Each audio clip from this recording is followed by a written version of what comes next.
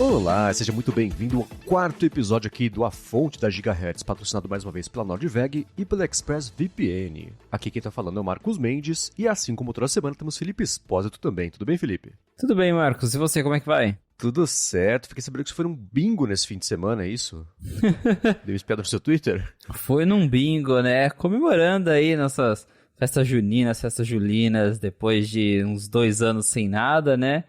Aproveitando. Quase ganhei um iPhone, mas não cheguei, mas faltou um pouquinho. Que iPhone que era? Era o iPhone 13. Olá, poxa. Que pena então. Mais um pra coleção. Pois é, né? Eu tenho conseguido em umas festas julinas também, ter sido bacana e curioso voltar a eventos assim, né? Pois é, a gente aos pouquinhos vai retomando, né, nossa vida de antes. Isso aí. E você por pouco não ganhou o iPhone 13 no aniversário do iPhone 15, não é isso? Pois é. Aniversário de iPhone agora, 15 anos já, né? Como que o tempo passa? Pois é, eu fiz uma brincadeira lá no Área de Transferência, no episódio que saiu na sexta-feira, né? Que 15 anos antes do lançamento do iPhone era 1992. Então, olhando as coisas que eram sucesso... Tinha o Newton, né? Olhando as coisas que eram sucesso ou que tinham saído naquele ano, o Oscar de melhor filme foi para Silêncio dos Inocentes. Era o momento de acabar de lançar o Fear of the Dark. E é curioso como em 15 anos evoluiu pro iPhone e nos últimos 15 anos tá tudo meio preso nele, né? Pois é, nossa, 2007 já foi uma eternidade e a gente sempre brinca, né, que não dá nem pra lembrar do mundo antes do iPhone, porque é um negócio muito... Mudou o mundo, né, de verdade, assim, por mais que sim, sempre tem aquela coisa de falar que, mas...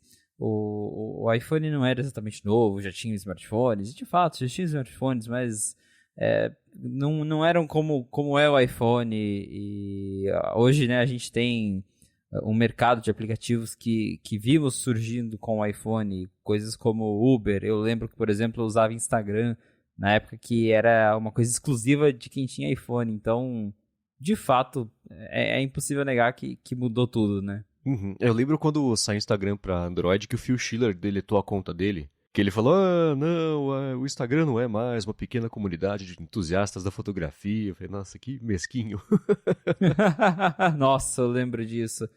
Aos poucos, né, as coisas foram chegando ao Android, mas realmente quem começou a usar iPhone ali nos primórdios de 2007, 2008, principalmente quando veio a App Store, lembra que vários dos aplicativos populares que a gente tem hoje surgiram do nada ali para o iPhone. E foi bem legal de acompanhar isso de perto. Você falou de negócios que nasceram por causa do iPhone, né? Eu tenho um amigo, eu não sei se eu posso falar o nome dele aqui, não vou falar. Mas se ele estiver escutando, um abraço pra você.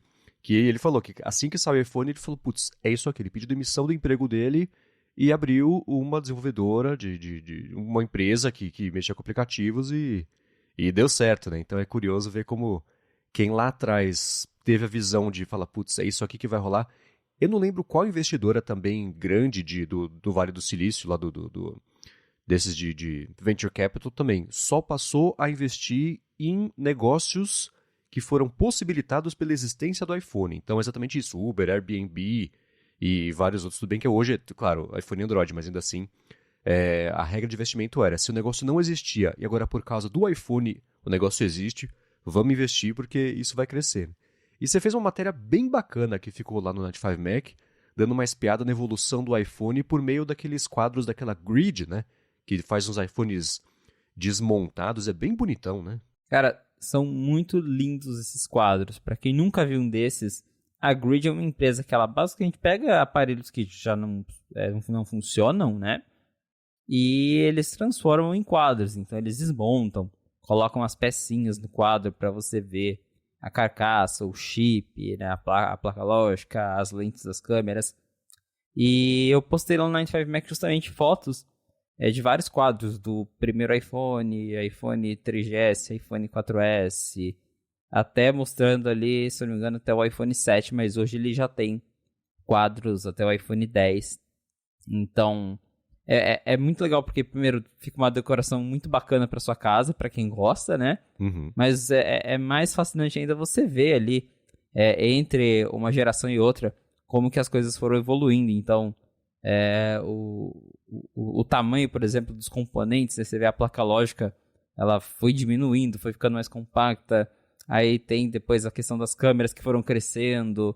Então é muito legal ver essas coisas, né? Como que a gente, no dia a dia, já nem lembra mais de mudanças que tiveram ao decorrer desses anos, mas que olhando assim ao lado da hora, você fala, nossa, né? Como que realmente foram feitos avanços aqui dentro. Uhum. O próprio tamanho da gaveta do cartão da operadora, né? Uma coisa que o cartão da operadora ele é enorme comparado com hoje, que é aquela coisa pequenininha, né? Então Pois é, aquela gavetona. E hoje a gente, né, já tem uns boatinhos aqui e ali que um dia a Apple quer se livrar disso. Então é realmente engraçado. Acho que deve ser um dos pontos mais chatos pra vedar, deve ser isso, né? Porque é uma gaveta e um pedaço que sai, um buraco que fica ali. Não é exatamente uma parte móvel, que geralmente a Apple tem pavor de partes móveis, né? Mas ainda assim deve ser um ponto meio chatinho ali de garantir isolamento. Tudo bem que aquela garantia da Apple, né? É contra a água, exceto se molhar. Aí não tem garantia, né? Não adianta muito, né? Resistente à água, asterisco. Exato, né? Só que tem não. Tem até uma história engraçada que eu não lembro qual foi a pessoa. Acho que foi o Tony Fadell, o pai do iPod. Ele disse em uma entrevista recente que o Steve Jobs ele era contra a ideia de ter entrada para cartão SIM no primeiro iPhone. Quando eles estavam desenvolvendo, ele não queria. Só que na época não tinha tecnologia para isso, né? Para não ter uma entrada de SIM no iPhone. E ele teve que ser convencido de que isso ia atrapalhar as vendas quando o iPhone fosse expandido globalmente e tudo mais. Mas na época, acho que esse era um dos argumentos, né? Ele achava feio em termos de design, aquela coisa que, né, você espetava ali e saía uma gaveta do celular. Uhum. Mas, né, por questão de funcionalidade, teve que ser desse jeito e é até hoje. Pois é curioso. Eu lembrei de uma história também de quando a Apple foi lançar o primeiro iMac G3, eu acho, que tinha a gavetinha do CD. Ao invés de você colocar o CD, saiu uma gaveta, né? E foi um pedaço do desenvolvimento ali que não passou pela aprovação do Steve Jobs. Quando ele viu aquilo ali, cuspiram a gavetinha do CD, ele olhou e falou assim, What the f*** is this? Aí falaram, não, calma. Isso é só do primeiro, o segundo já vai ter a gavetinha pra você colocar ali. Aí deu uma briga e tal, até que ele cedeu e era ou assim ou não lançava, né? Então, lançou assim. Tem umas coisas que depois que evolui, a gente fica... caramba, né? Um dia já foi assim. Uhum. Agora, essa semana, até por conta da comemoração dos 15 anos, você participou lá do podcast do Tecnoblog, né? Pois é, eles fizeram um podcast bem bacana, voltado mais para cobrir a história do iPhone em termos de como ele mexeu com o mercado, a questão da App Store, e também como que mudou em termos de funcionalidade, comparado ali com o primeiro iPhone, que a gente até chegou a comentar, né, que o primeiro iPhone não tinha copiar e colar, por exemplo, que era um recurso super básico, mas que não deu tempo de fazer e veio depois. Então, também uma abordagem bem interessante de analisar esse outro lado da história. O link tá aqui na descrição para quem quiser escutar, ficou bem bacana. E um abraço para todo mundo lá do Tecnoblog também. Agora, você lembra, você teve o primeiro iPhone, você comprou, você já usou desde o começo? Como é que foi para você? Eu não tive o primeiro. Quando lançou, para quem não lembra, o iPhone ele não era vendido em quase lugar nenhum. Ele tinha, tipo, nos Estados Unidos, uns 3 países da Europa e fim. E eu lembro que eu era criança, mas eu já acompanhava assim, algumas coisas de tecnologia. E eu tinha ficado doido por aquele negócio. Eu via passando na TV, porque na época todo jornal falava do iPhone, né? Era a grande novidade do momento. E deu certo que alguns meses depois a Apple lançou o iPod Touch, que era o iPhone sem o iPhone. Mas, né, rodava o iPhone OS, tinha ali alguns aplicativos iguais. E foi o meu primeiro contato daí com o sistema iOS, foi com o iPod Touch. Daí eu já consegui ter o primeiro, tenho guardado aqui até hoje, ainda funciona, muitas memórias. E aí depois disso que eu vim ter o iPhone, mas com o primeiro iPhone mesmo eu não tive contato. Eu lembro, o primeiro contato que eu tive, eu lembro quando saiu o iPhone, eu nem era tão ligado assim em dispositivos, coisas assim. Meu primeiro contato com qualquer coisa da Apple, na verdade, foi na faculdade já. Eu tava na faculdade quando saiu o iPhone, né? Mas foi na faculdade, eu lembro que no laboratório, entre aspas, laboratório de fotografia, tinha lá uns Macs, era uma coisa super, né? E pra fazer o acento tinha que fazer aquela combinação, código Konami lá, não era exatamente só digitar o acento, né? Que é aqueles códigos meio malucos. E aí saiu o iPhone, eu nem me liguei muito. Um amigo meu que trabalhava comigo, fazia estágio já numa agência naquela época, e um amigo meu, ele tinha ido pro Paraguai pra fazer um campeonato lá do esporte que ele praticava. E voltou com o iPhone, aí eu fiquei doido. Era que ele trouxe, eu comecei a mexer. Tinha aquele joguinho Labyrinth, né? Que você Você ia inclinando pra lá e pra cá o iPhone, era uma bolinha numa mesa de madeira com uns buracos e tal. Aí eu lembro que eu chegava no almoço, ele até já sabia, ele me dava o iPhone na mão assim, eu ficava brincando na hora do almoço com o iPhone dele. Falei, não, preciso comprar isso aqui. Esse jogo, pra mim, na época, era uma das coisas mais realistas do mundo. Aham. Era impressionante. E é o que eu sempre costumo dizer, assim, quando tô conversando sobre o lançamento do iPhone e tudo mais sobre aquela época. É como se eu tivesse visto o futuro acontecendo, porque eu lembro que coisas simples como, né, que até o Jobs mostrou na apresentação do iPhone, de eu estar segurando o iPod, eu abro uma foto e dou aquele zoom assim com os dedos, e aí você move a foto, e aí você vira o iPod ou o iPhone, e aí ele vira a tela também. Quando eu vi isso, falar, caraca, né, olha o futuro chegou. Exato, né? E hoje são coisas que a gente nem pensa mais, né? Quando a gente tá mexendo ali no celular no dia a dia, já virou o óbvio, comum. Vive aparecendo, sei lá, no Twitter, vídeo de criança que tenta dar zoom em revista, por exemplo, né? Faz o movimento de pinça invertida ali numa revista ou na TV pra tentar aumentar. O natural agora é assim, né? E aí, quando eu fiquei louco, eu resolvi comprar pelo iPhone. Eu fui comprar no Mercado Livre, levei um golpe. O único golpe até hoje no Mercado Livre que eu tomei foi de comprar um iPhone. Mas sei lá, na época o desfalque foi uns R$300. E aí em seguida eu consegui comprar um que tenho aqui até hoje também. E era aquele processo todo, fazer jailbreak, era o dia inteiro, que tinha que... Ou você queimava ou abria o iPhone e tinha que pegar uma pecinha lá e queimar ela, dar um curto. Ou então era um processo que levava o dia inteiro pra fazer o jailbreak pra poder funcionar aqui. Bons tempos com asterisco também, né? Bons tempos com asterisco.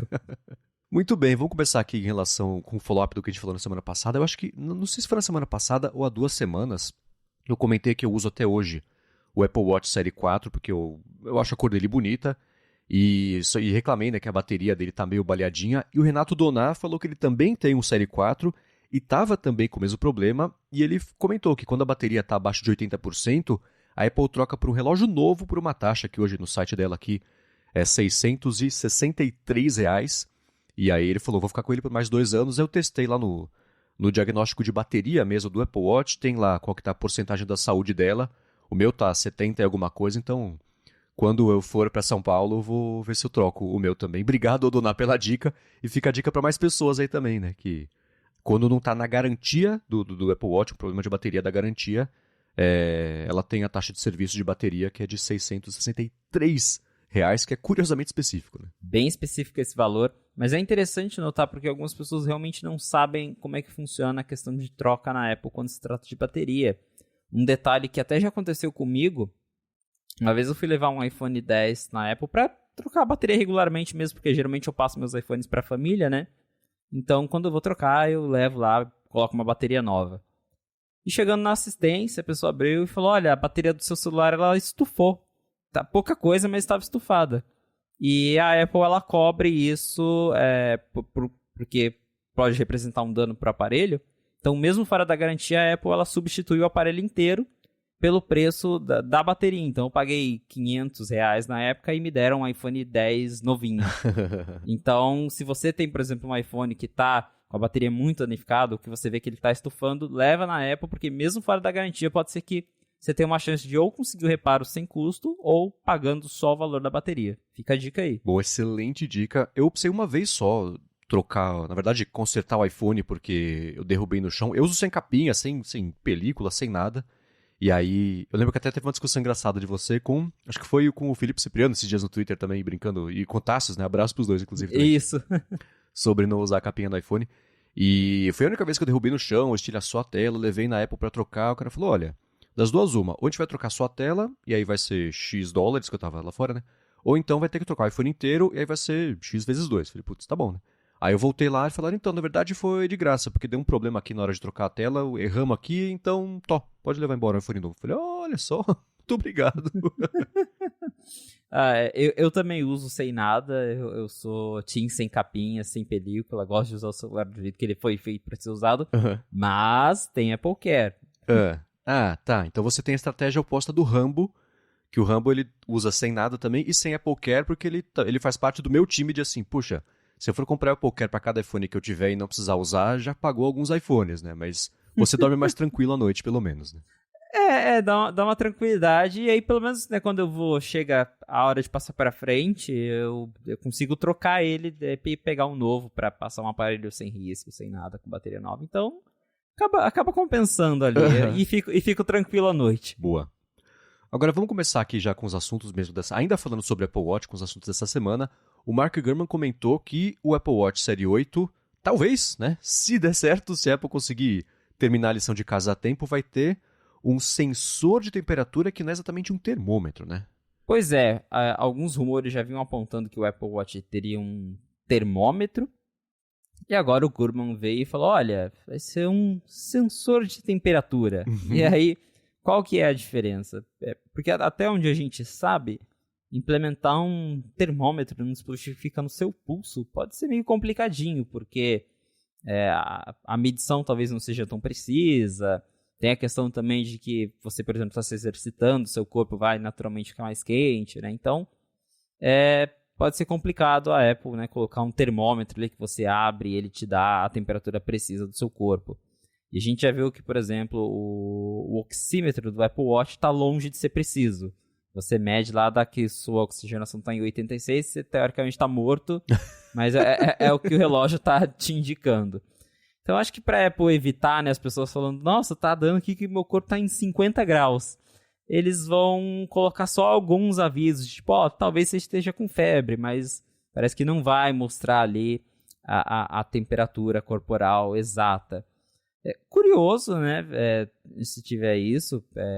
Claro que vai ter seu uso, mas dá para ver que a Apple está tentando ser mais cautelosa com a questão dos sensores. E, ao mesmo tempo, tudo indica que se isso passar, que ainda tem o se isso for aprovado, acho que essa vai ser a única novidade do Series 8, porque até onde a gente sabe, não vai ter chip novo, não vai ter design novo, e o termômetro asterisco vai ser a única novidade dessa geração. Já é melhor do que nenhuma novidade, que eram os rumores. Na verdade, esse da temperatura já tem uns 3, 4 anos, né? Que primeiro... Eu lembro que teve até um papo de que talvez fosse na pulseira, que esse é outro rumor perene, né? A pulseira do Apple Watch em breve vai também ter medidores, é por isso que tinha portinha lá e não sei o que lá, você conecta uma coisa com a outra e vai funcionar. Isso expande possibilidades, vai ter pulseira com bateria. Sempre tem, desde que saiu o Apple Watch, tem esse rumor, né, de que a pulseira poderia ser alguma coisa, e de fato é uma oportunidade, né? Mas não tem nada muito preciso de rumor ultimamente sobre isso. Mas essa da temperatura já faz bastante tempo que tá rolando mesmo esse rumor, faz uns 3 anos na verdade, que esse ano vai ter, poxa, não teve, mas ano que vem vai ter, hein? Então parece que vai, e eu acho que o principal ponto aqui para a Apple é que até hoje ela sofre com coisas regulatórias pro medidor lá de fibrilação atrial, né? Que é uma coisa que, aí sim, é de fato um diagnóstico que o Apple Watch tem que fazer, não pode ter falso positivo, e é diferente mesmo do que você comentou agora de oxigenação, que são só indicações, são só orientações, como diria a mulher do sanduíche Ishi, né? Porque aí você não tem que passar por etapas aprovatórias mesmo, regulatório, porque, você vê, a semana passada, retrasada, sei lá, agora o fibrilação atrial está disponível em país X, sei lá, né? Então até hoje a Apple está tendo que lidar com isso. Então, você falar que não é um diagnóstico, mas sim uma indicação, eu acho que a Apple consegue lançar por um outro caminho aí que evita que ela tenha que aprovar isso com cada Anvisa de cada país, né? Dá uma facilitada. Por isso que eles até colocam, né? Não é para ser usado como um dispositivo médico e tudo mais, para evitar essas regulações que são complicadinhas mesmo. Uhum. E o mesmo a indicação de fibrilação atrial, quando você faz lá, na verdade quando você faz o ECG, né? Ele fala assim, o Apple Watch não mede ataque cardíaco, se estiver sentindo estranho, vai para o hospital, vai para o médico, não é com a gente, né? Ele já deixa bem avisado ali, mas de fato, como você falou, é um jeito da Apple evitar mais complicações, porque esse tipo de regulamentação costuma levar, às vezes, até anos para ser aprovado. Então, reforçando ali que aquele não é um dispositivo médico, acho que acelera o processo para eles conseguirem trazer o produto para mais lugares. Porque imagina, né? A Apple lança o Apple Watch Series 8, e aí leva 1 ano para ser aprovado em um país, aí já está lançando o Series 9, eles ainda não colocaram o Series 8 à venda em todo o mercado. Então, tem toda essa questão, e por isso que ela acaba, né, não focando tanto assim em fazer um dispositivo super preciso, porque envolveria mais trabalho não só em tecnologia, mas em regulamentação mesmo. Uhum. E essas coisas, olhando tanto pro medidor lá, para fibrilação atrial, quanto para também oxigenação do sangue. Isso pelo que o Gurman comentou também de temperatura. Me parece que assim, para fazer isso funcionar direito, os primeiros 90% dá para fazer, tanto que outros dispositivos de vestíveis também têm tecnologias parecidas. Os últimos 10%, para ser super preciso, são 90% do trabalho. Então, lança do jeito que dá hoje em dia, né? Que eu imagino que, por exemplo, que o próprio de fibrilação, também oxigenação do sangue, daqui a uns 3, 4, 5 anos, vai estar tudo muito mais preciso do que hoje em dia, porque você tem milhões e milhões de pessoas usando, dando feedback, mesmo que não enviando feedback, né, o Apple Watch, todos eles coletam informações de diagnóstico, de uso, com a permissão do usuário. Então isso vai evoluir meio naturalmente, então faz sentido que a Apple vá colocando esses sensores todos, como o Graham comentou, né? Tudo isso faz do Apple Watch um grande indicador de mais ou menos como é que está o seu corpo naquele momento para te dar a dica se tiver alguma coisa errada, de você poder ir atrás antes que seja tarde demais, né? Então, vai colocando sensores e melhorando, meio, né, troca o pneu com o carro andando, né? Melhorando conforme a tecnologia permite, mas não deixa de lançar por causa disso e só não coloca no mercado como uma ferramenta mesmo de diagnóstico, porque aí, sim, tem esses problemas todos de etapa de aprovação, né? E como essas tecnologias geralmente usam algoritmos, então é coisa que talvez dá para ser aprimorada ali com uma atualização do software, eles usam, ajustam os algoritmos para ficar mais preciso, então realmente dá para lançar ali e ir melhorando depois. Uhum. E um outro rumor que pintou sobre ele também é sobre o modo de pouca energia que parece que vai, se for verdade mesmo, vai tornar o Apple Watch minimamente útil e utilizável enquanto ele está com modo de pouca energia, né? Ao contrário do que é hoje em dia, que é... Ele só tá desligado, só que ligado. Ele não faz absolutamente nada quando você pede para poupar a bateria. Exatamente isso. O Apple Watch atualmente já tem um modo em que você coloca ele para economizar energia, mas ele basicamente vira um relógio.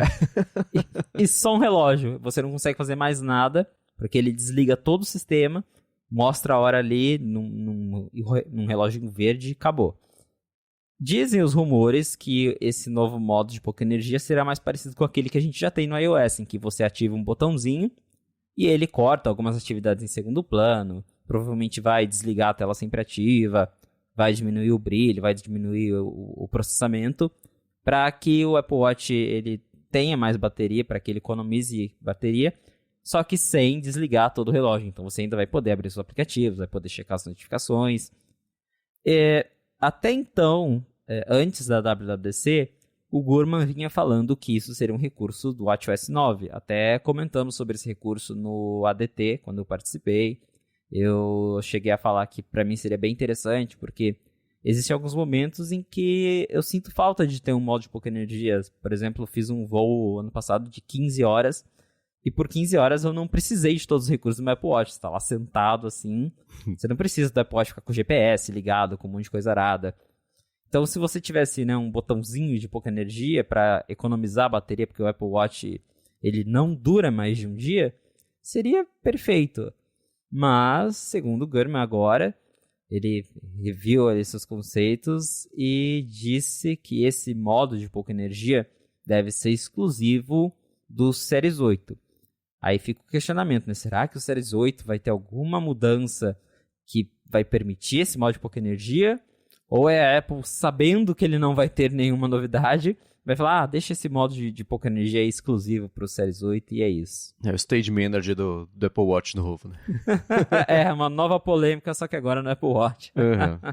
É curioso como mesmo com o Apple Watch, tendo desde o comecinho ele sendo um dispositivo com pouca bateria, né? O alvo da Apple sempre foi um dia, e ainda assim no primeiro ela sofria bastante para conseguir entregar esse um dia de uso útil, né? Não do dia inteiro ligado, mas ainda assim ele ali no pulso.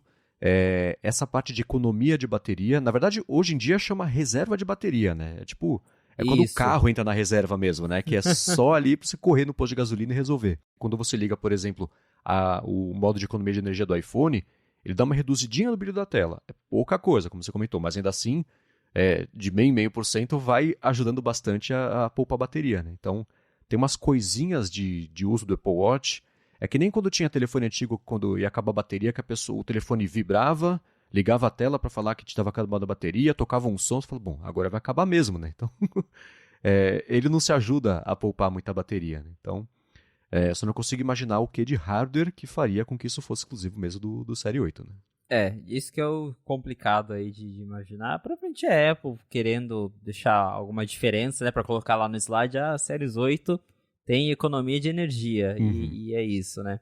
Pra ver se assim o Apple Watch passa daquelas famosas 18 horas de duração por dia. Que assim como o iPad, desde o primeiro, né? São 10 horas de bateria.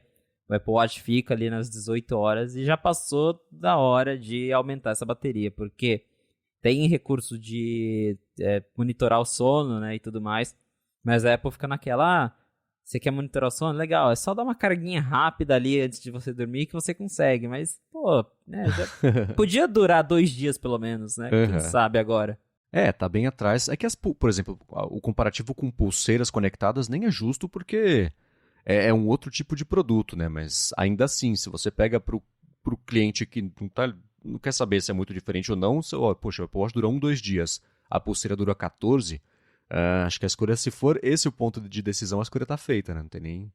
O Apple Watch não tem nem chance nesse comparativo, né? Pois é, pra quem busca duração mesmo de bateria, o Apple Watch ainda tem muito a melhorar. Pois é, vamos ver o que acontece e se isso pinta mesmo, primeiro, né? Se pinta mesmo, e segundo, se vai ser mesmo exclusivo do novo Apple Watch. Lembrando que deve ter um SE novo também, e o Gurman falou que o SE não deve ganhar essa função, né? Tudo indica que realmente vai ser uma novidade do Series 8. E na verdade a gente vai ter, supostamente também, segundo os rumores, 3 novos modelos de Apple Watch, porque será o Apple Watch Series 8 normal, que deve ganhar aí, talvez, o sensor de temperatura. A Apple deve atualizar o Apple Watch SE, que é aquele modelo mais barato, que vai continuar com o design do Series 4, com aquela bordinha maior, que provavelmente não vai ter a tela sempre ativa também, mas que vai ganhar um chip mais novo, então ele vai ficar um pouquinho mais rápido, vai receber mais atualizações do sistema naturalmente. E o Gurman e algumas fontes da indústria também vêm apostando em um terceiro modelo, que é o Apple Watch para esportes radicais. Que isso vem sendo um rumor já há uns 2 anos, e dizem que esse Apple Watch ele vai ter um design um pouco mais robusto para aguentar mais pancadas e tudo mais, para aquela galera que faz trilha, que faz umas coisas tipo surf, mergulho. Então esse Apple Watch ele teria um design mais reforçado, mas aí esse seria baseado no Series 8. Vamos ver. O ponto que todo mundo concorda é que, se isso acontecer, independente de o que for ser lançado esse ano, o Apple Watch Série 3 deve sair da linha, né? Tá na hora, né? Porque nem atualização não recebe mais, mas ainda tá lá no site da Apple. É o produto mais moribundo que a Apple vende hoje em dia, é esse aí, né? Tem os dias contados, todo mundo sabe. É até quem tá comprando. Bom, agora eu quero mudar um pouquinho de assunto e falar sobre iPhone e uma notícia que pintou aqui no Brasil nessa última semana, na verdade, que tem a ver com USB-C, o assunto que não morre. Mas antes disso, eu quero tirar um minutinho aqui do episódio para agradecer a Nordveg, que tá patrocinando mais uma vez aqui o A Fonte.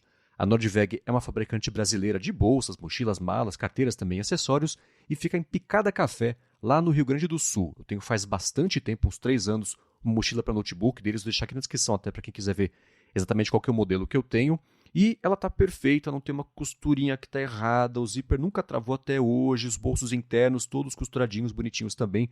Tem qualidade, como ela própria fala que tem, ela comenta que a mochila, por exemplo, leva 4 horas para fazer cada uma, então são 2 por dia só que as costureiras deles fazem, porque é isso, é atenção, é cuidado, é uma pegada bem artesanal mesmo. Além da bolsa de notebook, eu tenho uma mala também de viagem que eu uso faz tempo, ganhei da namorada, e é o mesmo esquema, tudo com qualidade bacaninha, nunca descosturou, nunca tive problema, qualidade bem bacana. E a Nordveg tem uma variedade bem grande de acabamentos, né? Se você tem opções diferentes de cores de couro, isso influencia também na cor do forro ali, e além disso tudo, de ter as bolsas, malas e mochilas também, ela tem, por exemplo, a carteira que eles lançaram faz pouco tempo, que tem um espacinho para você colocar lá o AirTag, se você tiver. Lançaram faz pouco tempo também um sleeve bem legal para Kindle, tem tudo no site para dar uma espiada. Então, se você quiser uma bolsa, uma mochila, uma carteira com qualidade, que também tem responsabilidade ambiental e vai durar bastante, pode ser um presente bem bacana também, acessa o site nordveg.com e dá mais piada nos produtos. Para fechar a compra, usa o cupom AFONTE, escreve tudo junto, AFONTE, que com esse cupom você garante uma oferta nova, hein?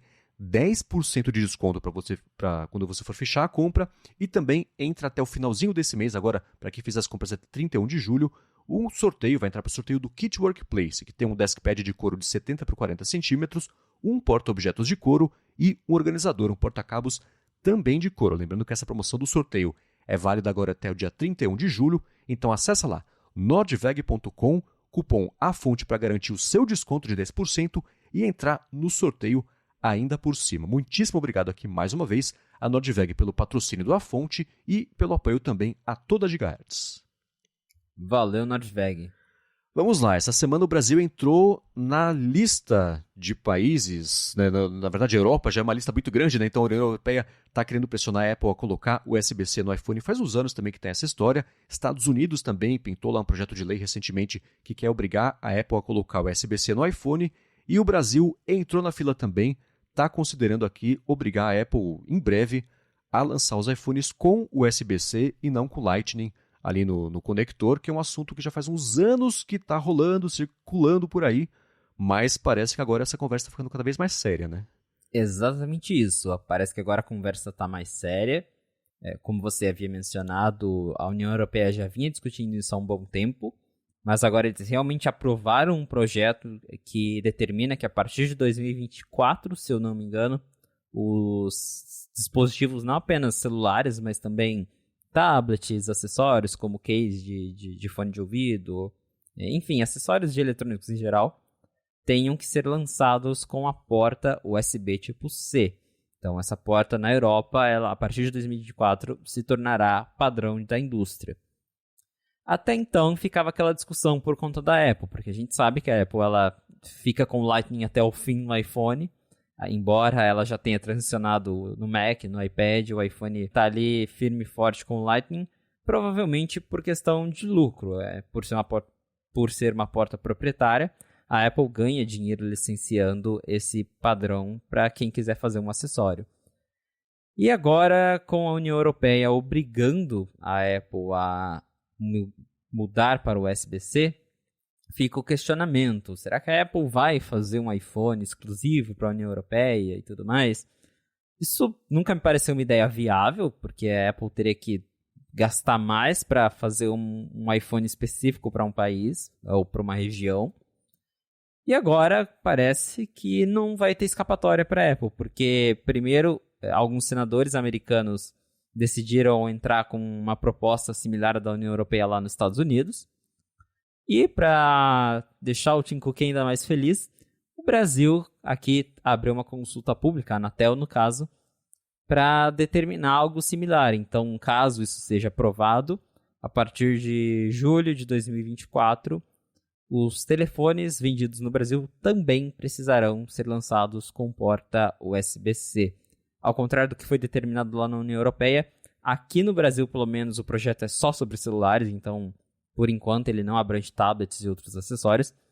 Mas ainda assim, né, se isso for aprovado, tem um impacto direto na Apple. Porque se antes ela ainda, por acaso, estava pensando em lançar um aparelho só para a União Europeia, com os Estados Unidos, que é o mercado principal da Apple, e o Brasil fazendo isso, que provavelmente vai ser algo seguido por outras nações também, aí não tem jeito, ela vai ter que lançar um iPhone com USB tipo C. De coisa diferente de hardware que ela tem hoje em dia, eu sei que na China ela tem o iPhone, ou pelo menos tinha há uns anos, o iPhone com duas entradas, duas bandejinhas de cartão de operadora, né, de SIM card, ao invés de ser um digital e outro físico, né? E eu acho que é só, né? Que eu saiba também é só, tem essa coisa do iPhone, porque lá a questão do dual chip é realmente forte, eles fizeram ali uma adaptação, mas eles não costumam criar modelos específicos para regiões diferentes. Uhum. Eu acho esse assunto curioso. Estamos discutindo aqui, então ele é relevante, mas eu acho no geral esse assunto tão irrelevante, é uma picuinha tão grande que pegaram o USB-C, porque faz tanto tempo que está esse assunto, até agora não aconteceu nada, agora está todo mundo se acertando para fazer acontecer, mas eu sempre questiono a mesma coisa que se essa lei tivesse sido aprovada há 10 anos, estaríamos presos em um outro tipo de carregador que seria menos eficiente, seria diferente lá.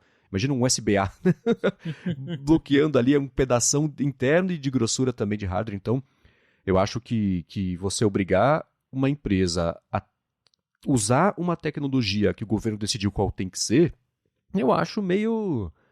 É uma conta que não fecha para mim, porque aí daqui a 5 anos, como é que vai ser? Daqui a 10 anos, vai estar todo mundo preso ainda nessa entrada, porque não teve nem incentivo para investir em tecnologias melhores, mais eficientes.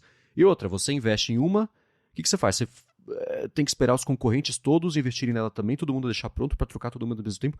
Não faz o menor sentido uma coisa dessa, e eu acho muito curioso uma lei determinar como é que o produto de uma empresa tem que ser. Isso não entra na minha cabeça um negócio desse. É que nem, sei lá, os telefones a partir de agora só podem ter um tamanho de tela. É tão arbitrário quanto isso, né?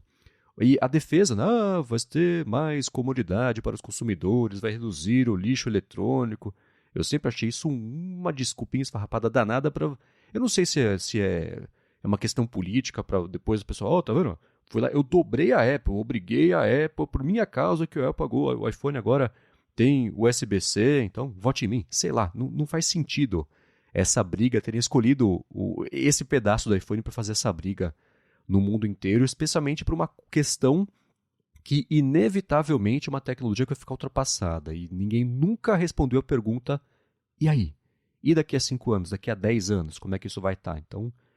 e do lado da Apple, a defesa que fala, não, a Apple ela não quer fazer isso, que ela não quer abrir mão do faturamento do programa MFI, né, que é de licenciamento de Lightning.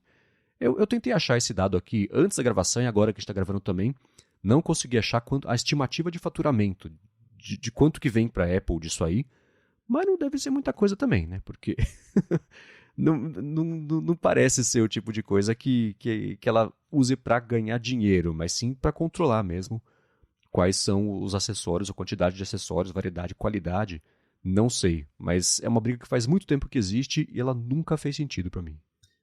Eu particularmente gostaria muito que o iPhone tivesse USB-C hoje, porque tanto o Mac já tem, o iPad já tem, e acontece sempre aqui, eu tenho um carregador USB-C, aí você vai viajar, você tem que levar o Lightning, porque o iPhone ainda é o diferentão, que tem um cabo diferente, e... Sempre eu penso, poxa, né, se tivesse o mesmo cabo seria ótimo, um carregador perfeito.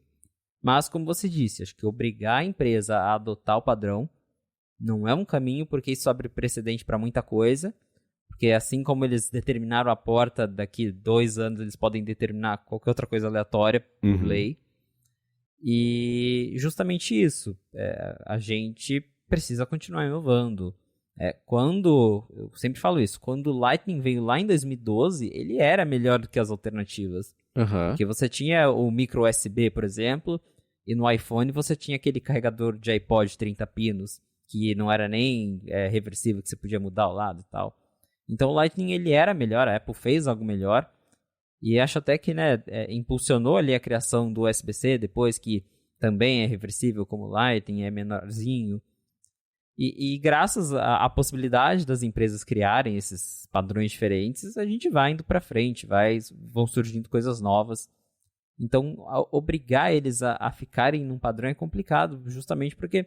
E daqui 10 anos, ainda vai ser o USB-C? E se surgir algo novo, como que isso vai surgir? Porque que empresa que vai trabalhar em algo novo, sendo que ela é obrigada a ficar com aquela porta... E aí, para mudar, ela vai ter que recorrer ao governo, vai ter que pedir permissão para o governo para mudar uma porta. Então, é meio contraditório. Basicamente, é política sendo feita aqui. Acho que, eventualmente, a Apple vai aderir ao USB-C. Isso a gente já vê acontecendo, de novo. Mac já tem, iPad já tem. Então, acredito que é questão de tempo mesmo até chegar no iPhone. Inclusive, existem rumores de que o iPhone da próxima geração... não o desse ano, mas do ano seguinte, já deve ser lançado com esse conector, ao invés do Lightning. Mas, claro, né, os políticos adoram falar que foram eles que pressionaram a Apple e tudo mais, então eles estão correndo para lançar esse tipo de lei. Tanto que, por exemplo, se a Europa, se a União Europeia e Estados Unidos já aprovarem isso, o Brasil nem precisaria estar correndo atrás de lei, porque Exato. já se tornaria o padrão, né? A Apple vende 5% A Apple tem 5% do mercado nacional de smartphones, então o que o Brasil tá correndo atrás disso, né? Mas enfim, quero muito ver um iPhone com USB-C, mas não acho que esse seja o caminho. E tem a questão também de que um dos rumores que tem sobre o futuro de médio prazo de iPhones é que ele nem tem a porta de carregamento, né, porta de entrada, que seria tudo por indução, por carregamento pelo MagSafe, ou por um padrão que algum governo de algum país obrigue que seja, né? Mas ainda assim que ela abandonaria, na verdade, mesma questão da gavetinha do cartão da operadora, né? É uma parte aberta, é um furo físico no produto que, primeiro, impossibilita a vedação, e, em segundo lugar, ocupa espaço que poderia ser ocupado por algum outro sensor, por mais bateria, sei lá, né? Tem um espaço ali dentro que, entre aspas, é desperdiçado com essa entrada, que é a mesma questão, por exemplo, da entrada do fone de ouvido, né? Tirou o fone de ouvido para caberem outras coisas ali, e isso levou até o iPhone que a gente tem hoje, né? Então, não é só obrigar a ter a entrada, você está obrigando a ter uma coisa que talvez não existiria no futuro e vai ter que estar lá agora por causa disso. Então, a gente volta a esse papo de bloquear inovação, né, por mais, sei lá, como é que é, prepotente que possa parecer essa frase, mas ainda assim não deixa de ser verdade. Eu fico imaginando justamente isso, se a Apple pega e fala, então beleza, a gente tirou aqui todas as portas e comprem MagSafe. Exato, né? Eu quero ver qual vai ser a reação de todos esses governos, vai obrigar um novo padrão, né? Vai fazer o quê? Então, tem muita discussão ainda pela frente e acho que isso precisa ser melhor pensado, porque do jeito que está agora, vai simplesmente obrigar o USB-C e não tem nenhuma proposta pensando no futuro. Uhum. Falta explicar a outra parte dessa história. Agora também pintou um rumor, na verdade, essa semana, falando que é curioso quando pinta rumor assim, né? A Apple teve que cortar 10% do iPhone que nem foi anunciado ainda, porque, enfim, apareceram alguns rumores, na verdade, sobre problemas que ela tem feito de produção, como acontece todo ano, problema de produção. Então pintou lá no Digitimes uma matéria falando que um dos fornecedores da Apple, né, que é a TSMC, está com dificuldades ali, problemas para conseguir entregar os chips na quantidade que a Apple precisa, não é isso? Isso mesmo.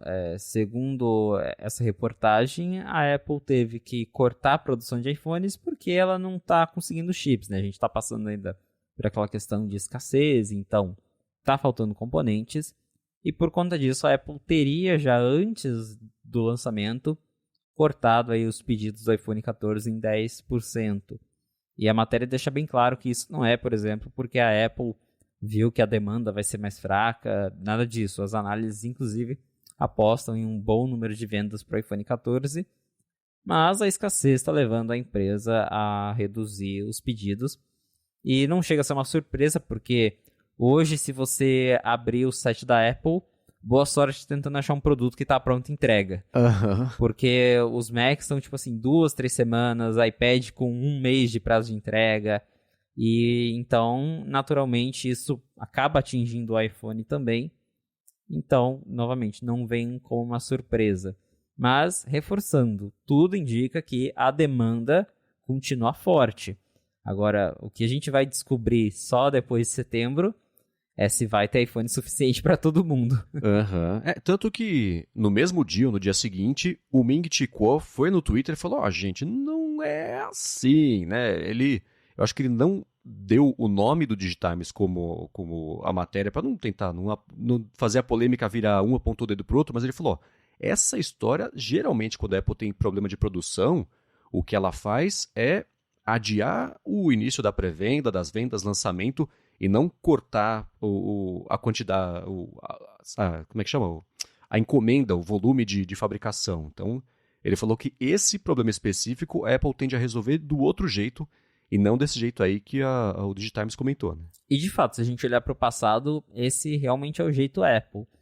O iPhone 12, por exemplo, ele chegou bem mais tarde do que o comum. A gente estava acostumado a sempre ter iPhone lançado em setembro, e o 12 foi em outubro e chegou assim já bem no final do ano em vários países. Eu não lembro também se foi o 12 ou o 13 que eles lançaram, acho que foi com o 12. Eles lançaram primeiro os modelos do meio, que era o 12 e o 13, o 12 e o 12 Pro normais, de 6.1 polegadas. E o 12 Mini e o 12 Pro Max ficaram para tipo um mês depois.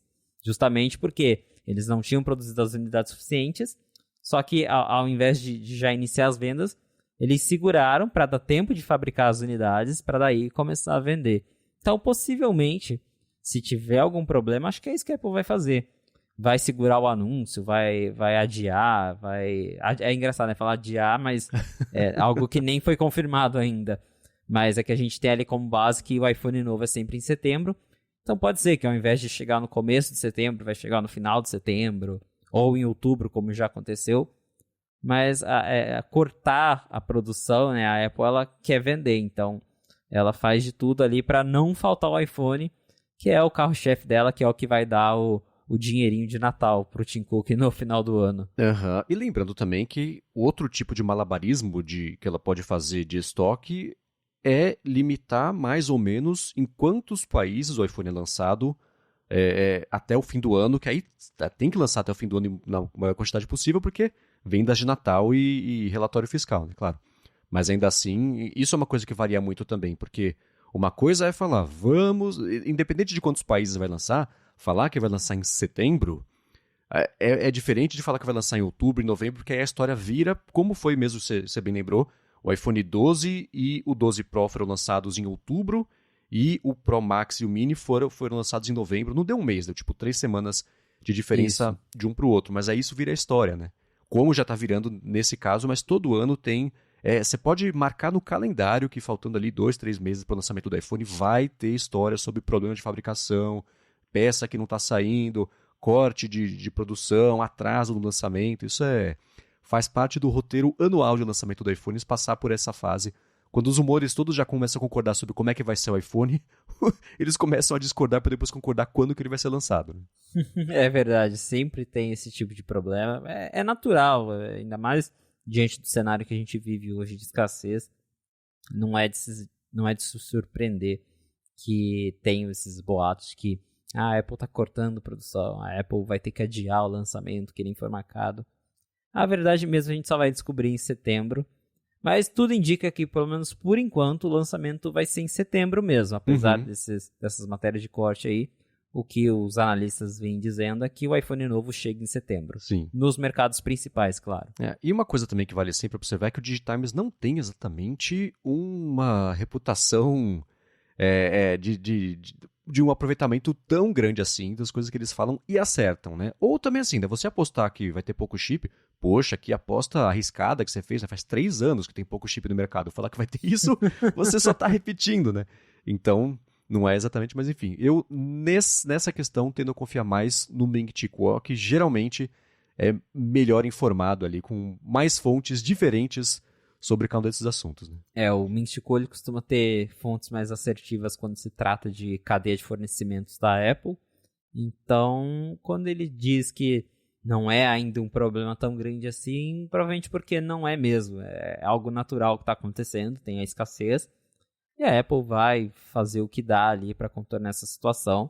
E se tiver que segurar as vendas em algumas semanas, eu imagino que é o caminho que eles vão seguir. Uhum. E um relatório que não foi nem relatório, acho que foi no Twitter que ele publicou, e isso sim veio direto do Ming Chi Kuo, é que nesse ano a Apple ainda vai ter que usar os modems 5G da Qualcomm, porque ela queria que já nos iPhones desse ano eles tivessem já um modem feitos pela Apple, que ela comprou a divisão de 5G da Intel faz uns anos, né? E a própria Qualcomm tinha dito já para os investidores, gente... a gente espera que, né, até 2023 a gente perca 80% aí do negócio da Apple de processadores 5G e eles foram preparando o mercado para isso, né, tanto que depois que eles anunciaram isso, as ações da Qualcomm nem caíram, que era uma coisa que já era meio esperada, mas de acordo com o Ming Chi Kuo vai ser pelo menos nesse ano ainda, não vai ser o ano que a Apple vai ter que, na verdade ano que vem, né, dos iPhones 15 na verdade, que a Apple ainda vai conseguir se livrar dos chips ou da dependência que ela tem da Qualcomm para os modems 5G. Né? Pois foi em 2019 que a Apple adquiriu a divisão de modems da Intel, se eu não me engano foi no valor de $1 bilhão, uma transação bem grande. E a Apple, claro, já tinha expectativa de se livrar logo da Qualcomm para usar seus chips próprios, mas a realidade é que não é bem assim. A própria Intel, né, já vinha passando por problemas com os modems próprios, eles não eram tão bons e eficientes quanto os modems da Qualcomm, então... Intel sendo Intel, né? Intel sendo Intel. E a Apple naturalmente adquiriu isso, mas para já ter ali uma base e para provavelmente também adquirir alguns talentos da área. Mas naturalmente isso ainda não ficou pronto, tudo indica que ainda está longe de ficar pronto. E a Apple também teve aquela questão de que a Qualcomm entrou na justiça, né, por questão de patente e tudo mais, e eles chegaram a um acordo de que a Apple teria que usar aí os chips da Qualcomm, pagar o licenciamento por mais uns bons anos. Então, talvez não vá ser no ano que vem que a gente vai ver o iPhone com o chip, com o modem proprietário da Apple, porque também não adianta nada eles trocarem já logo para falar, estamos usando nosso modem, sendo que ele é notavelmente inferior do que já existe no iPhone. Então, melhor continuar ali com o da Qualcomm, que está funcionando bem, do que se acelerar ali o processo para tentar falar, conseguimos, e ser ali uma polêmica igual a gente vê agora, né? Tipo, a SSD do MacBook Pro é mais lenta, e a galera vai lá fazer speed test, pô, o iPhone tá mais lento aqui na internet, então é melhor evitar esse tipo de coisa, lança quando estiver pronto, mas acho que realmente ainda não vai ser, em 2022 acho totalmente improvável, 2023 parece que também não vai ser o ano em que eles vão fazer essa mudança. A Apple sempre costumou usar alguns fornecedores para peças, então a memória, coisa assim, a tela, são feitos por 2, 3 fabricantes aí ao redor do mundo. E eu lembro que isso costumava ser uma história que saía todo ano, aí eu acho que a galera perdeu interesse, apesar de continuar sendo verdade, né? Sempre tem uma diferença pequena de aproveitamento, de desempenho, dependendo do fornecedor ali, mas é uma coisa que no dia a dia mesmo não faz tanta diferença, porque se fizesse, ela teria cortado esse fornecedor, como ela fez recentemente com câmeras, por exemplo, porque independente de quem está fornecendo a peça, o desempenho e a entrega tem que ser a mesma, né? E se você pegar, por exemplo, quanto tempo a Apple foi esperando, comprando empresas e contratando pessoas para fazer direito o processador. E agora só ela está colhendo de verdade os frutos disso com os processadores dela em toda a linha de produtos e dando voltas e voltas aí na concorrência em questão de desempenho e consumo de energia. Então eu acho que esse negócio do modem 5G vai ser a mesma coisa. Ela tinha esse alvo, provavelmente, de lançar os iPhones 15 já com os modems dela, avisou a Qualcomm avisou o mercado já, né, porque a Apple não costuma errar desse jeito aí, nesse tipo de previsão, mas ainda assim parece mesmo o tipo de coisa que tem que jogar mais seguro mesmo e só virar a chavinha e ela produzir e usar as peças dela quando tiver certeza de que a história vai ser, olha, é melhor, e não, olha, que tragédia que é pior do que a concorrência, né? Então, esse histórico de processadores conta em favor da Apple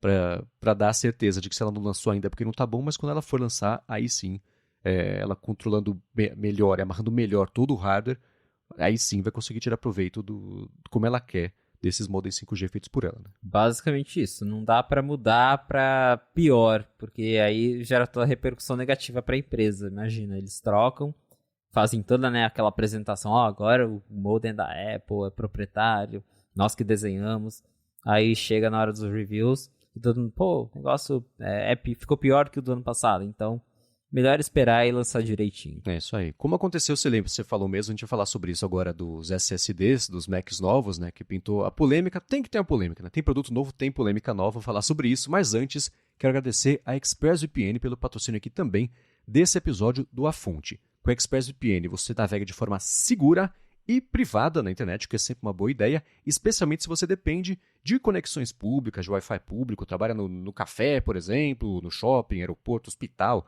sei lá, né? Quando você está conectado nessas redes, não é muito difícil, nem por culpa do shopping, mas ainda assim não é muito difícil você ter os seus dados ali colocados em risco, porque ele pode se enfiar no meio da conexão, isso é um problema. E com o ExpressVPN você elimina esse problema, porque a sua conexão, por meio deles, fica criptografada, e isso é no telefone, no tablet, na TV também, não que você vai levar a TV para o café, mas ainda assim você consegue, dependendo do sistema da sua TV, colocar também VPN lá para conseguir usar os dados, porque a TV coleta dados, né? Então, dependendo do serviço de streaming que você usa, se compartilhado, a TV também faz isso, então você consegue usar a VPN por lá. E o bacana deles é que eles se preocupam muito com a velocidade e estabilidade da conexão, mesmo fazendo o caminho maior para passar lá por ilhas, para você proteger a conexão. Então a conexão é estável, é segura. E uma coisa bacana de VPN também é que você pode navegar como se você estivesse em qualquer lugar do mundo, ou pelo menos dos países onde a VPN oferece esse tipo de acesso, né? Então você consegue dizer para o servidor de um site, por exemplo, que você está acessando a partir dos Estados Unidos, mesmo estando aqui no Brasil, ou ao contrário também, aí YouTube, Netflix, Spotify, sei lá, você consegue ter acesso a catálogos que geralmente não teria. E uma coisa bem bacana que a ExpressVPN está fazendo é oferecendo para quem é ouvinte aqui do A Fonte 3 meses de graça para assinar o plano anual. Para fazer isso, você tem que acessar o endereço expressvpn.com/afonte. Tem link aqui na descrição. Por esse link você garante 3 meses de graça no plano anual, navega do jeito mais seguro, sem ninguém bisbilhotando o que você faz, e ainda por cima você ajuda aqui o podcast. Então, última vez, acessa lá, expressvpn.com/afonte. Muitíssimo obrigado, ExpressVPN, pelo patrocínio aqui desse episódio do podcast e ao apoio também a toda Gigahertz. Muito obrigado, ExpressVPN, por apoiar o A Fonte. Vamos lá. MacBook Pro novo, que antes de ser lançado já era polêmica porque ninguém encontrou um motivo ainda muito preciso para ele existir. Agora que ele foi lançado, tem mais uma polêmica, que é o fato de que parece que o SSD ele é mais lento do que o SSD do MacBook Pro M1. É isso? Esse MacBook Pro, acho que a gente até comentou um pouquinho no episódio anterior, ele tá ali, mas não deveria estar. A Apple claramente está reciclando o que ela tinha parado de peça, né? Devia ter umas milhares de centenas de touch bar lá encostadas. Aí Tim Cook falou, não, vamos vender tudo isso aqui, vamos ganhar dinheiro, né? E estão aí, reciclaram o MacBook Pro M1 com um chip novo. Então, entre ali o que não mudou, teve uma diferença para pior, que é o SSD. A Apple antes ela usava 2 chips de 128 GB cada para combinar e fazer o modelo com 256. E agora ela está usando um único chip de 256 GB nesse novo MacBook Pro de 13 polegadas. Isso é um problema porque quando você tem apenas um chip de SSD, ele vai ter uma performance inferior do que você ter 2 chips combinados, porque eles se somam e isso aumenta a velocidade de transferência. Então, quando o modelo anterior tinha 2 e o novo tem 1, isso significa que o novo ele vai performar com menos velocidade, e é o que todo mundo descobriu. A diferença chega a ser de 50%. Claro que ainda é um SSD muito rápido, mas para quem está, por exemplo, vindo do M1 e por algum motivo vai comprar esse MacBook Pro de 13 polegadas, vai ter uma experiência inferior em termos de SSD.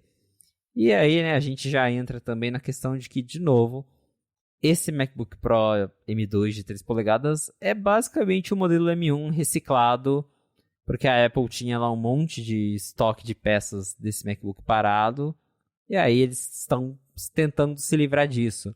É engraçado porque a iFixit chegou a desmontar o novo MacBook e eles falaram, olha, é exatamente a mesma coisa, são os mesmos componentes, a Apple só trocou o chip, até a tampa do computador que tem ali as inscrições, o modelo e tudo mais, é o mesmo, tá o mesmo modelo, eles pegaram a mesma tampa, não mudar. A caixa, eu vi acho que o review do Marcus Brownlee, ele mostrou que a caixa eles só colaram um adesivo, tipo lá M2, botaram em cima do M1, é a mesma caixa. Então assim, é um computador reciclado com um chip novo, porque eles tinham um monte parado lá e estão tentando se livrar. Mas é uma pena que o SSD tenha ficado pior, o que pode ter ocorrido por conta de fornecimento, porque são 2 chips contra 1, né? Então, numa escassez de chip, é natural que você diminua ali a quantidade para você não ter problema de fornecimento.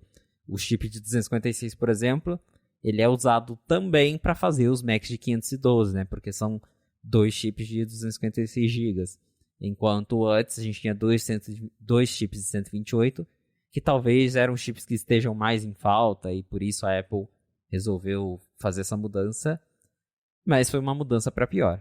Eu sempre defendi no ADT que, especialmente agora que a Apple tem o controle total sobre a produção de Macs, né? Porque agora quase tudo depende 100% dela, tinha mais que atualizar mesmo o hardware sempre que desce. Então, lançou o M2, pega a linha inteira, coloca o M2 também, não precisa mudar nada, só troca o M2, que aí o desempenho vai ser melhor.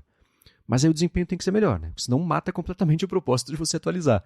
Eu acho muito curioso, dá para entender por causa desses motivos todos que você explicou, né? Porque que isso pode estar acontecendo, mas esse é o tipo de decisão que eu acho que é um risco, né? Das duas uma. Ou é uma coisa que só vai ficar presa na nossa bolha aqui de leitura e consumo de notícias de tecnologia, como acontece várias vezes, ou então pode ser uma coisa que vire o estigma do computador. Ah, não compra um MacBook, é que nem há uns anos, a Samsung explode, sei lá, né? Foi um produto só, mas ainda assim, até hoje, as pessoas não esquecem, tanto que estou comentando sobre isso aqui. Então pode ser uma coisa que vira assim, ah, não, o MacBook Pro, o SSD é lento. E aí, para você se livrar desse tipo de estigma, leva anos e anos e anos, né? Hoje em dia, por exemplo, os iPhones nem tem mais o botão Home, mas muita gente usa ali o botão Home digital, né? Então, virtual. Porque tudo bem que hoje criou-se o hábito, as pessoas tiram utilidade disso, mas na época era porque o botão Home quebra. Então, para não gastar o botão Home, coloca ali o botão digital, e isso durou até depois que porque o botão Home nem era mais uma parte móvel, né? Ele não apertava fisicamente, né? Então, essas coisas levam muito tempo para se livrar do estigma, então é arriscadíssimo você fazer esse tipo de downgrade, porque se isso vaza, fura nossa bolha aqui e vira um conhecimento, né, geral da galera que o MacBook mais o SSD é mais lento, pronto, né? Você tirou um grande valor de mercado e diferencial de uma linha inteira de produtos, inclusive os que não tem nada a ver com a história, que são, por exemplo, os MacBooks Pro, que não vão ter a Touch Bar, mas vai ter o chip M2, por exemplo. Né? A grande questão desse MacBook Pro é que ele parece que está totalmente deslocado na linha de Macs, porque a gente tem o novo MacBook Air, que tem o mesmo preço que esse MacBook Pro, só que tem um novo design, tem a tela de ponta a ponta, tem MagSafe, tem o mesmo chip M2, e aí você fica, pra que esse negócio existe? Porque aí você fala, mas é MacBook Pro. É Pro, mas tem o mesmo M2 do Air, tem uma ventoinha, pô, beleza, vai garantir o quê? Nem 10% a mais de desempenho. Acho que o usuário que está procurando mesmo o Mac, fala, tipo, eu preciso de um Mac mais poderoso, vai comprar o MacBook Pro mais caro, lá de 14, 16 polegadas, com o M1 Pro, que daí tem um monte de porta, tem um design mais robusto. Esse MacBook Pro, acho que se ele ainda continuar ali na linha, ao meu ver, ele deveria virar um modelo de entrada. Por exemplo, uma coisa que se chame apenas MacBook, por exemplo. Pode manter esse design, mas diminui o preço dele, vende ali por R$999, que eles deixaram o Air antigo, o MacBook Air antigo M1 continua disponível. Podia ter tirado esse Air, deixava esse MacBook Pro ali de entrada, e aí começava MacBook Air mais fininho, com design novo e tudo mais. O problema é justamente que ele não se encaixa em lugar nenhum, porque você tem o Air M1 na linha, que custa $1.000 lá fora, e que é um baita computador, e que faz a mesma coisa que o MacBook Pro M1, né, só que mais barato. E aí você já vai para a linha M2, que você tem 2 notebooks iguais, e que você basicamente escolhe se você quer um design de 2016 com a Touch Bar ou um design moderno com MagSafe e tudo mais. Que escolha difícil, né?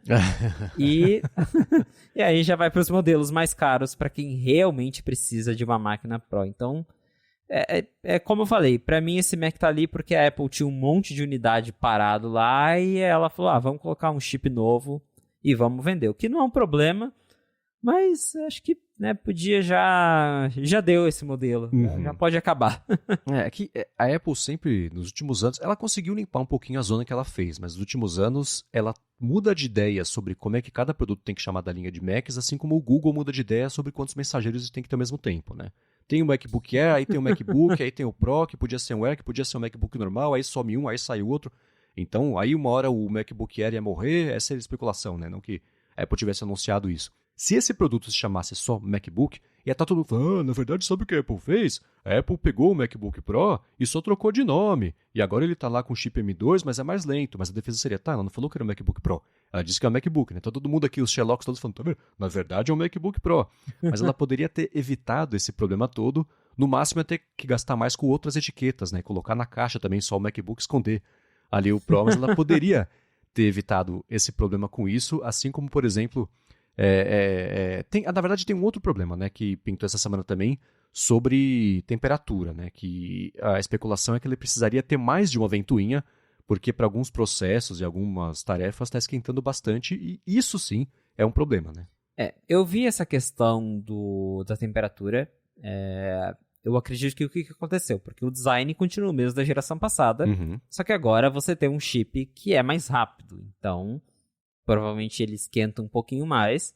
E o design interno não mudou, então, logicamente, o computador ele não resfria tanto quanto o M1, por exemplo. Só que pelo que eu entendi ali, foi um youtuber que fez esse teste, e ele disse que o Mac ele esquentou ali nos testes dele, renderizando 8K em RAW. Aí eu fiquei tipo, tá, mas quem que vai comprar esse MacBook Pro específico que vai renderizar 8K em RAW? Tipo, então, ok, ele esquenta mais que o modelo anterior, fazendo umas coisas bem específicas, mas desde que ele não esteja esquentando ali, igual já aconteceu na época da Nintendo, que você abria o Safari, o Mac já estava decolando, fazia barulho de Boeing. Aí tudo bem, né? Porque daí você teria o computador fazendo throttling, que é aquele processo em que ele mata o desempenho da CPU para reduzir a temperatura, porque senão você derrete o computador, e isso sim é um problema. Mas nesse caso, parece que só acontece mesmo quando você realmente coloca esse chip muito no limite. E que, de novo, eu não acho que é como as pessoas que compram esse MacBook Pro mais barato vão usar a máquina. Quem realmente vai trabalhar com 8K RAW vai comprar já aqueles modelos mais caros, que daí até mesmo o vídeo mostra que esses sim não sofrem do problema. Então parece que é mais uma polêmica um pouco desnecessária, diferente do negócio do SSD, que daí realmente é um negócio que acho que afeta mais pessoas, do que, ele esquenta renderizando 8K RAW. Uau, que surpresa. É curioso como há uns anos, tudo bem que isso ainda existe até hoje em dia, mas há uns anos, todo iPhone novo estava dada a largada para quem vai descobrir o gate do ano que vai colar, né? Desde o iPhone 6, eu acho, né, que foi o iPhone que dobrava, né? O cara lá, o Unbox Therapy, descobriu que se você fizesse força para dobrar, ele dobrava. E isso virou né, poxa, jura, mas ainda assim, colocou ele no mapa, na verdade, né? E aí, depois disso, todo ano que sai um iPhone novo, a galera fica procurando picuinha e tenta emplacar como o gate do ano, porque aí são views e tudo mais, né? Então, aí agora tá virando, né? Agora que os Macs estão mais sedutores e estão mais relevantes por causa do chip M2, do chip M, na verdade, né? E voltar a virar notícia, agora tá dada a largada sempre que pinta um computador novo pelo gate do ano daquele modelo de computador, né? Curioso. Todo ano tentam achar algum problema, justamente por causa da repercussão que tem. A Apple ela tem esse alcance muito grande com a mídia em geral, então sempre vai ter alguém procurando problema.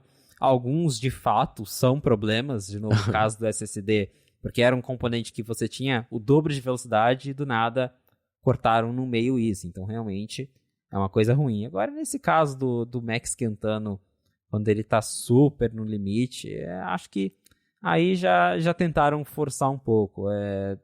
Desde que ele não esteja esquentando ali quando você abre o Safari ou faz algumas coisas básicas, para mim isso não chega a ser um problema, porque, de novo, o público que vai trabalhar com softwares realmente pesados, que vai renderizar 8K, já é o público que provavelmente está, ou pelo menos deveria estar comprando os modelos mais parrudões do MacBook Pro. Eu mesmo tenho o MacBook Air M1 aqui, que é aquele modelo que não tem ventoinha nenhuma, e para o meu uso, eu acho que eu nunca vi ele passando de 40, tem aqueles aplicativos que mostram, né, a temperatura, acho que eu nunca vi ele passando de 43, 45 graus. Então, assim, ele esquenta, logicamente, se eu começar a abrir um monte de coisa arada, mas também não é nada comparado ao que a gente tinha com os Macs Intel. Eu lembro que o meu Pro Intel de 3 polegadas, era eu começar a usar ele ali pro básico, ele já estava batendo ali 60, 70 graus. Então, o Apple Silicon melhorou bastante isso, melhorou muito, mas claro que tudo tem limite. Mas nesse caso, mais uma vez, acho que foi exagero aí da galera que tá testando, que tá fazendo força para achar mais um problema nesse MacBook Pro que já é meio problemático. É curioso como eu nunca tive a menor preocupação com esse tipo de coisa, né? De instalar o negócio que vai falar qual que tá a temperatura do processador. É que nem a porcentagem de saúde da bateria, né? A gente volta ao assunto do começo do episódio aqui.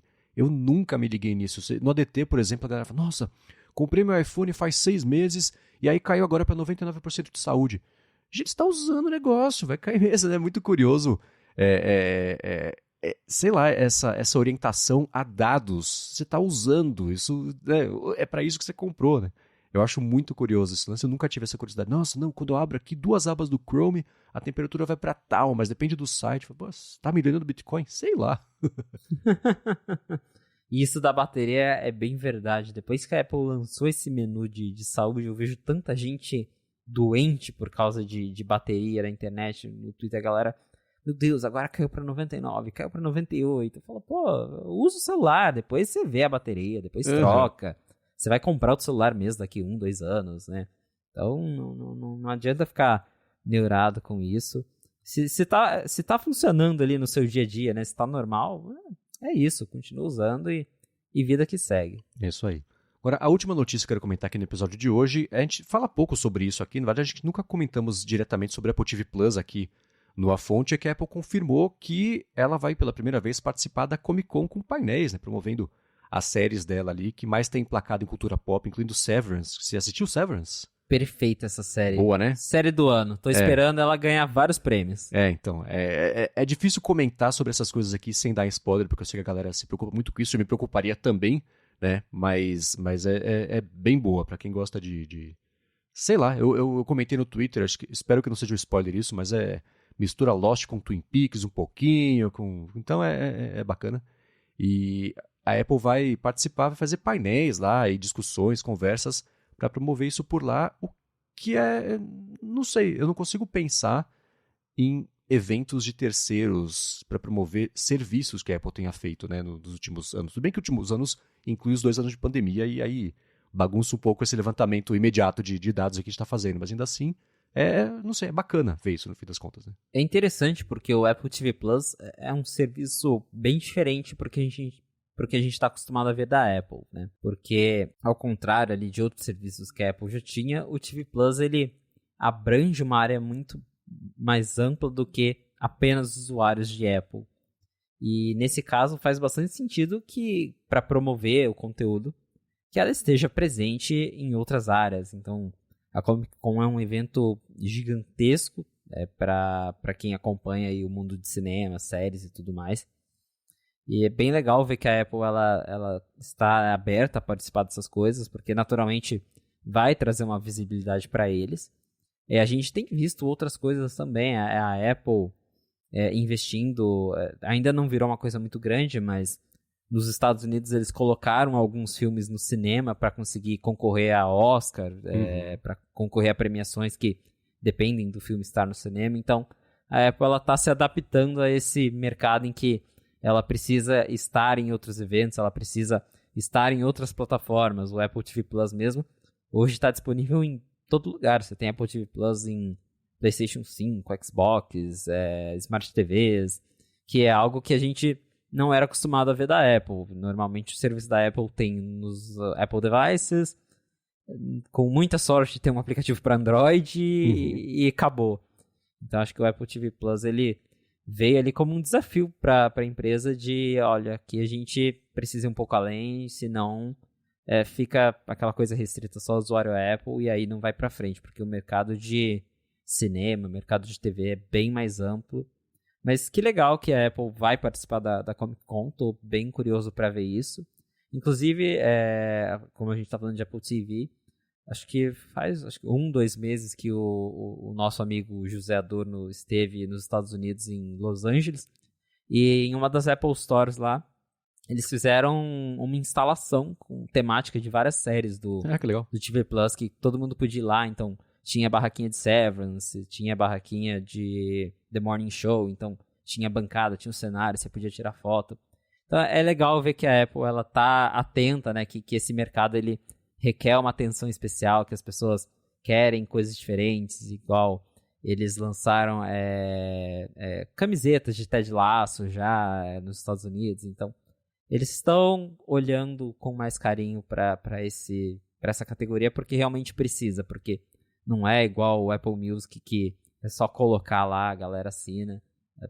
Série precisa ser divulgada, porque é uma coisa nova ainda, embora que já tenha aí desde 2019, ainda comparado à Netflix, é um projeto novo e que está ganhando repercussão, as séries estão ganhando prêmios, então realmente é importante que a Apple invista nessa divulgação. É curioso como ela tá tendo que jogar o jogo de Hollywood e não fazer Hollywood se dobrar a ela, porque tem, por exemplo, tem um negócio que eles chamam lá de upfronts, que é quando as redes de TV mostram para os anunciantes do mercado as séries, né, mostra, né, ou como é que vai ser a série, ou mostra episódios prontos já, ou conceito, porque aí os anunciantes conseguem escolher qual que vai ser o perfil de espectador que vai ser de cada série, onde eles querem anunciar.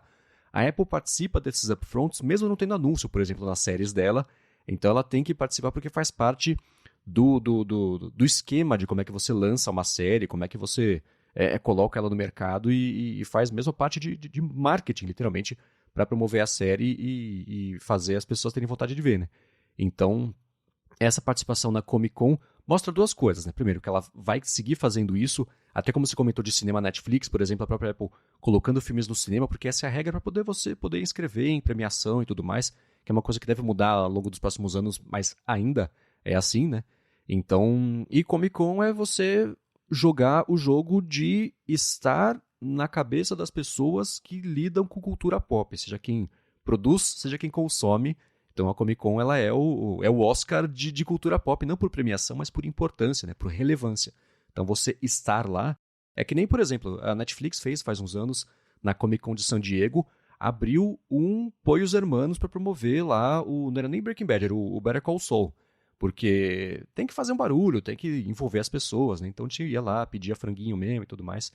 Então tem que participar disso. Eu adoraria, por exemplo, estar na Comic Con e, sei lá, comprar coisas e ter experiências da Lumon, que é, por exemplo, uma empresa que tem a ver com Severance. Então essas coisinhas contam muito, né? E é legal ver que a Apple vai investir nisso e até mostra, por exemplo, que séries que ela vai promover por lá, que séries que ela vai colocar mais investimento, mais peso, quais são mais importantes para ela. Então vai ter Mythic Quest. Você assistiu? Você gostou? Não, eu não assisti essa. Não me prendeu muito assim pelo trailer. Eu tentei ver, vi 2 episódios e falei, tá, entendi, não é pra mim. Mas, por exemplo, vai ter de For All Mankind, que acabou de estrear a temporada nova, que também é uma série super bacana. Invasion, e Foundation também, Si, né? Então dá pra ver. Si vai acabar, né? Vai ser Última temporada agora. Então dá pra ver quais são estrategicamente as séries ali que fazem mais sentido. E é curioso, você falou de Ted Lasso, por enquanto, pelo menos, nenhuma menção a Ted Lasso na Comic Con, né? Pois será que quiseram esconder, guardar um mistério? Porque Ted Lasso é uma das séries mais queridas do momento, não só do Apple TV Plus, mas ganhou vários prêmios importantes já, então talvez eles estejam escondendo alguma coisa, deixar de surpresa, né? Quem sabe?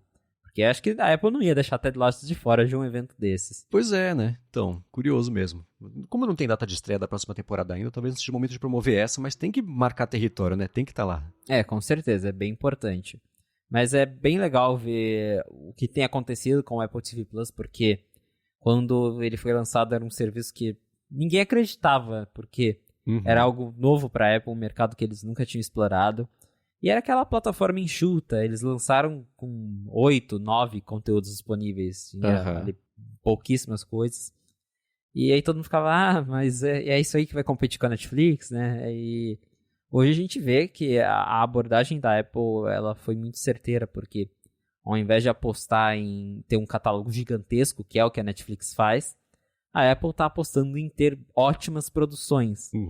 Então, você não tem, claro, um catálogo gigantesco, mas boa parte do catálogo é um catálogo que tem boa qualidade de produção, é um catálogo que está ganhando vários prêmios, que está chamando atenção e tem funcionado.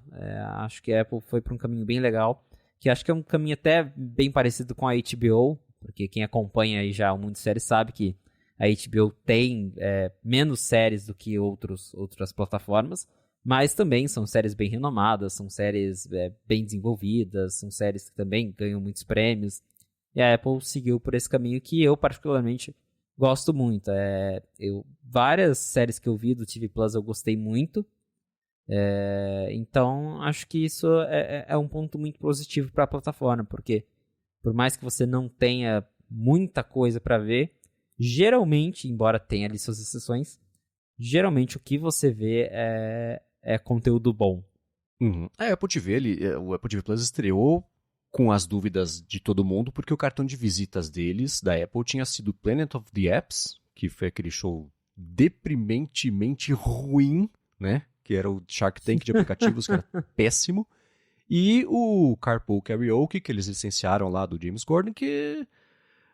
ok, parece que o Carpool Karaoke, ele é uma piada interna de quem participa, e só, né? Tudo bem que o fã da banda tal, a fã da banda tal que vai participar do episódio da semana vai curtir, mas em geral, Matthew McConaughey com o Snoop Dogg, eles se divertiram muito, que bom que eles se divertiram fazendo isso e a gente tá vendo eles se divertirem, e só, né? Então, sim, se você adora, que legal, mas não pegou, né? Se tivesse pego, teria feito mais barulho do que isso, né? Mas de resto, e a estratégia dela, você falou do Netflix, no começo do Netflix, no começo da era de produção de conteúdo próprio, a Netflix fez isso também, né? Investia em Stranger Things, House of Cards, e aí com o sucesso disso, ela habilitou a Netflix a começar a fazer outro tipo de conteúdos e mais filmes e tudo mais. Mas se você olhar para trás, não é nem todo tempo atrás assim que a Netflix tinha produzido, sei lá, aquele Bird Box, né? Hoje ela estreia um filme novo por semana que ela própria produziu. Então, isso evoluiu muito rápido. Então, a Apple está nesse ponto que a Netflix estava há, sei lá, 6, 7 anos de produzir poucos conteúdos, mas parece que vai ser a estratégia dela por um tempo, né? Que ela tem até os executivos da HBO, que, ou pelo menos teve, não sei se ele ainda está lá, que eu já esqueci o nome dele também, mas que Richard Pepler, acho que é ele, que ela contratou.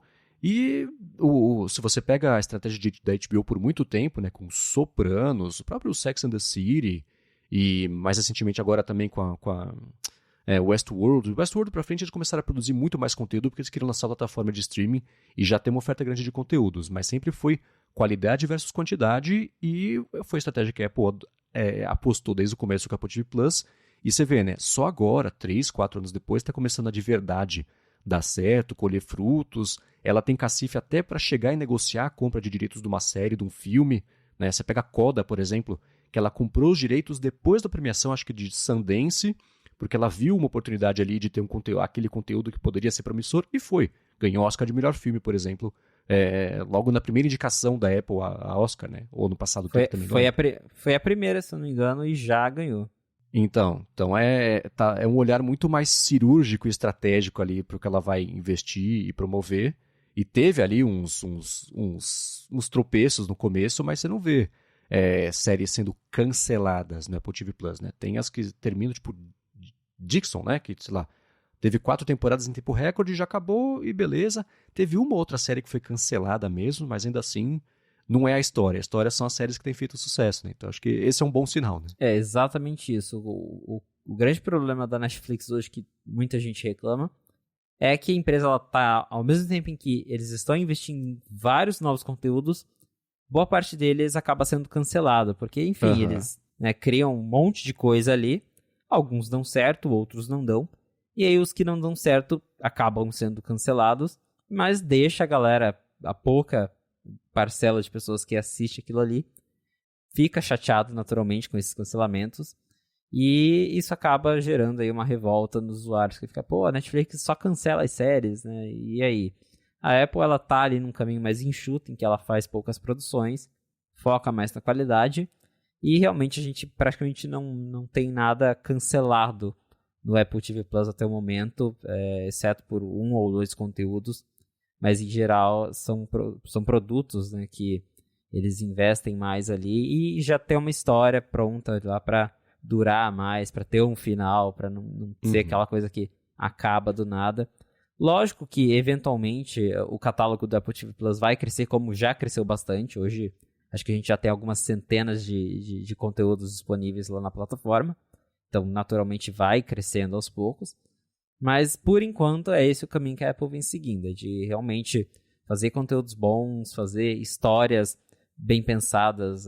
Severance, mesmo como a gente comentou, é incrível. Para quem não viu, vale a pena assistir.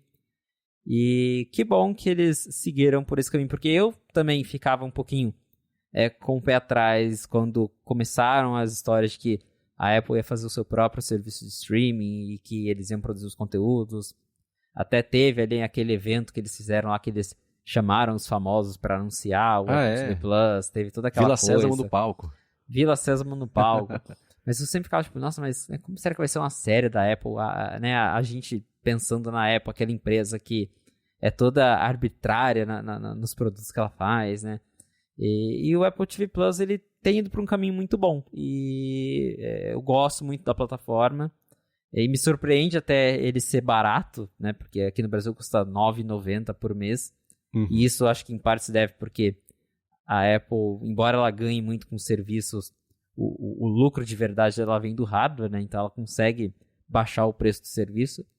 E é uma plataforma que tá aí, acho que tem tudo para crescer ainda mais e ocupar um bom espaço aí diante da concorrência. Até porque a gente tem visto Netflix perdendo assinante a cada mês, porque tá ficando muito caro e eles estão cancelando muita série e a conta não tá fechando para eles. Netflix, é curioso o processo de decisão da Netflix investir nas séries que trazem mais assinantes. A hora que você é conquistado como um assinante, o quanto você importa para a Netflix reduz drasticamente. Né? Então, isso se traduz nas séries. Então, o processo é que séries que estão trazendo assinantes novos, são essas, essas e essas, puxa, então quer dizer que essa série aqui, que muita gente gosta, os assinantes, mas quem já é assinante já está garantido, né?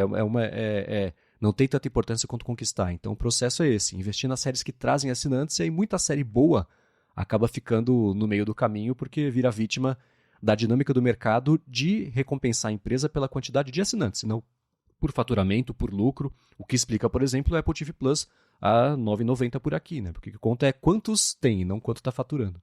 É uma conta bem curiosa essa da dinâmica toda do mercado de streaming. É exatamente isso e justamente acho que é o que dá uma folga para a Apple, porque de novo, a Netflix é uma empresa de streaming e se ela não ganhar dinheiro com streaming, ela fecha. a Apple, se ela não ganhar dinheiro com a Apple TV Plus, o máximo que um dia ela pode fazer é descontinuar a plataforma e vida que segue. Uhum. Mas não é o que está acontecendo, ela vem crescendo aos poucos e o dinheiro vem de outras coisas, né? Então a Apple vende iPhone, vende iPad, vende Mac, é disso que vem o lucro dela. E aí com isso ela consegue gastar, queimar dinheiro com série, com serviço, que repercute também depois na venda dos produtos, porque a gente sabe que embora o Apple Music e o Apple TV Plus estejam disponíveis em várias plataformas, eventualmente alguém deve pensar, tipo, acho que se eu comprasse, sei lá, um iPhone, um Apple TV para eu assistir as minhas séries, acho que seria legal, né? Então, ela tem isso, de poder queimar dinheiro para atrair as pessoas para os produtos dela e sem ter essa preocupação que a Netflix tem de se a gente não subir a assinatura ou se a gente não conseguir mais assinantes, a gente vai ter um sério problema. Muito bem, para encontrar os links aqui do que a gente comentou ao longo do episódio, vê aqui na descrição do episódio ou vai em gigahertz.fm/afonte/4. Quero agradecer a ExpressVPN e NordVega aqui pelo patrocínio do episódio. Quero agradecer, é claro, quem está apoiando a gente, recomendando. O apoio aqui, neste momento, é recomendação, indicação, review. Obrigado a todo mundo que tem feito isso nessas últimas semanas. E obrigado, claro, ao Felipe aqui mais uma vez pela apresentação do episódio. Mais uma vez, obrigado, Marcos, e obrigado, audiência, por estar aí com a gente. Quase um mês de projeto, tem sido muito bacana. E se vocês quiserem me encontrar nas redes sociais, é só me procurar, @FelipeExposito no Twitter e @Felipe.Exposito no Instagram. Boa, eu sou MVC Mendes no Twitter, apresento aqui da Gigahertz também o Área de Trabalho com a Bia Kunze e Área de Transferência com o Gustavo Faria, o Guilherme Rambo e o Bruno Casemiro também, e escrevo toda semana a coluna opinativa lá no ifeed.pt. E é isso aí, na semana que vem a gente tá de volta. Um abraço, galera, até a próxima.